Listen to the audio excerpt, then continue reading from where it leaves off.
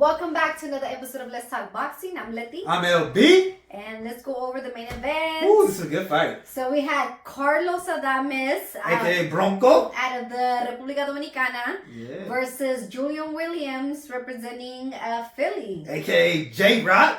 Yeah, so, man, this was a really good fight, actually. Yeah, this was a good fight. Good matchup, great action. Adames got the win. Yep. They did. It was another TKO. Yep. Controversial. Another controversial. It might not even be controversial. Dang. But it was just that kind of night today on this card. But what did you think about the fight? Man, the fight, like, if you guys watched, our little preview, we were intrigued for this fight just for the simple matchup. And it did not disappoint. Carlos Adames, you could definitely see, how his punches were more damaging between the two. Look, and man, every punch he threw, I was like, damn. Bad intentions. But then you also had J-Rock. J-Rock had a lot of good success too. He made some he was fighting good on the inside. Actually, both of these fighters are fighting good on the inside. They was giving us trench warfare, and they would just dig into the body, especially Carlos Adames in one of those rounds. But shoot, Carlos Adames, he got some power, and he hurt Julian Williams multiple times. He hurt him first in the second round, in between a clinch or something, and he really had him hurt. But I will say this, every time that J-Rock did get hurt, that man bit down and showed he had heart, and he would come back the next round and win and look good the next round. That's called veteranism. Yeah. Because I think it was on the, like we said, he heard Adames heard J-Rock early, but on that fourth round, like how the hell did he even survive that round? That shit was crazy. Like you said, he bit down, held as much as he could. Like, I know he was hella dazed, but he survived. We don't know. He survived, and he went on around hella a few more rounds after that. Now J-Rock, he did catch. There was a one where he got him, and Adames kind of fell back. I was like, did he trip or did he actually hurt him? Because he was landing some good shots on Adames. But I gotta say, when he would do some really good combos on Adames still would come back and just get him with uppercuts and just he'd still go off. Like there would be times, because as the fight kind of went off, after you got kind of past two, it seemed like Julian and J-Rock kind of got going a little bit more. But every time he got a little bit comfortable, Adames would catch him. He would catch him and then pretty much wipe out, Julian's success. Especially during the times when J-Rock would just kind of shell up. He would block some of those punches, but when one punch got through, it was hurt. He was hurt. And that just shows, how hard Adames is punching. But I will say, J-Rock was, he was doing a good job of not using too much movement and moving on the inside. It was really crafty. But but Adames, he found a way to hurt him. And I will say this, he was, as the fight went on, Julian J-Rock, when he got more comfortable, he started leading with that right hand. Remember, he started landing that right hand a lot. I was going to even say, though, Adames kind of seemed to slow down a little bit.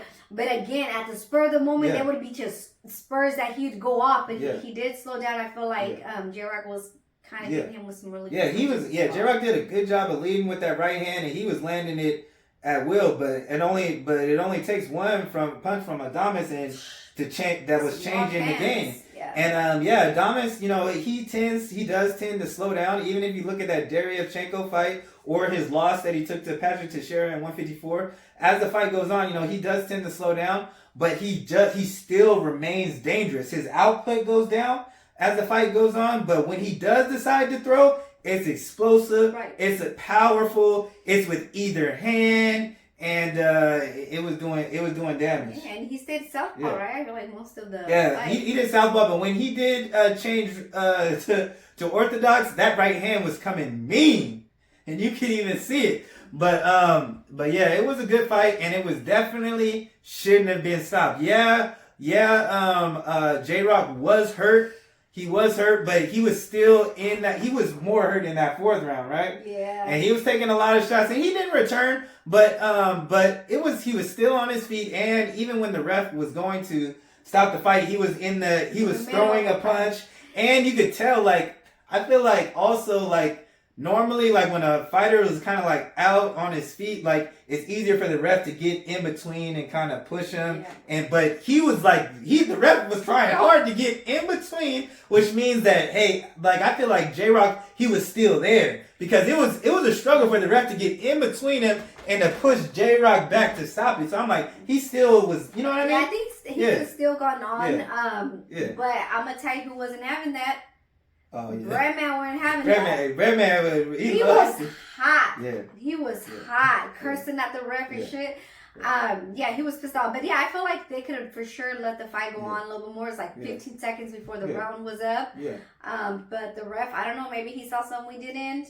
And decided to jump in and stop the fight, but he's a veteran. I feel like he was gonna weather the storm. And I think a lot of it also too was the fact. I mean, Breadman and them, they were banking on Adames, kind of slowing down even more, and especially with the fight. The fight was a good fight. I did have Adames up, but it wasn't by a lot. The fight was a competitive fight with a lot of fight left, and J-Rock had already showed in the other times that he got hurt that he was coming back strong. And like I said, and every time he got hurt with the next round, he pretty much came back and was won that next round. And I don't think at the time of the stoppage there wasn't really that much time left in the round. It was like 15 seconds left. Yeah, so I definitely understood that. But J-Rock was definitely he was hurt. Yeah, but I mean he came and J-Rock fought a good fight. It was a good fight, and man, if it would have kept going, it was a good fight though. It was just a good fight. Yeah, but what do you think? Adames, he wants that Charlo fight. Yeah. What do you think? You think he gonna get that? No, I think he's been wanting that Charlo fight, but I just think that I think he's gonna have to go up to. He's not gonna get that fight until he moves up to 168. I don't think Charlo is gonna come back to 160 after. But it's gonna be I don't think he's gonna come back down. But that fight it's gonna be interesting. You think Charlo's going up to 168? Yeah, I think he's moving up to 168. Man, we know Charlo moving up to 168. I feel like. But yeah, so I don't think he's gonna get that fight, but it's gonna be interesting, really, because 160 is pretty much. It feels like a ghost town, with Charlo. It's kind of open for grabs. Yeah, like, with Charlo leaving, you got recently, Triple G vacated all his titles, his 2 titles, so it's just up for grabs, and it's like it's not really much. Yeah, so I mean, if I gotta choose someone, I'm gonna choose someone. I mean, this fight's probably not gonna happen, but they're in the same situation, but on different sides of the street. Him and Janibek. I messed up his name.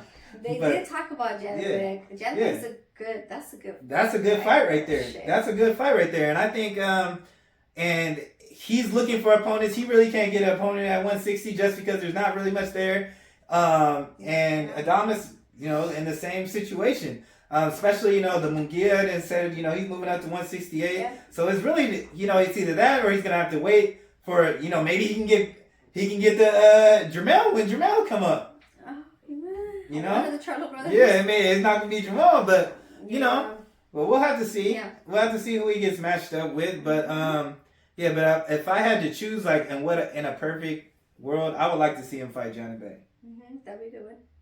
Another fight that would kind of be might be a decent fight is Jose Resendez. We just saw him get the victory over Jared Hurd last, and we haven't seen him since. I would like to see him in there with Adames just to see we could actually see how good Resendez is. Especially after that big win.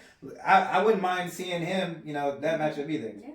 But yeah, we'll just have to wait and see. But it was a great fight. It was another W for Carlos Adames. We just can't wait to see who he gets matched up with next.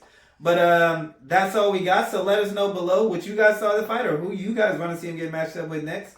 But that's all we got. So thanks for tuning in, y'all. And don't forget to like, comment, and subscribe. Or talk your shit. And we out.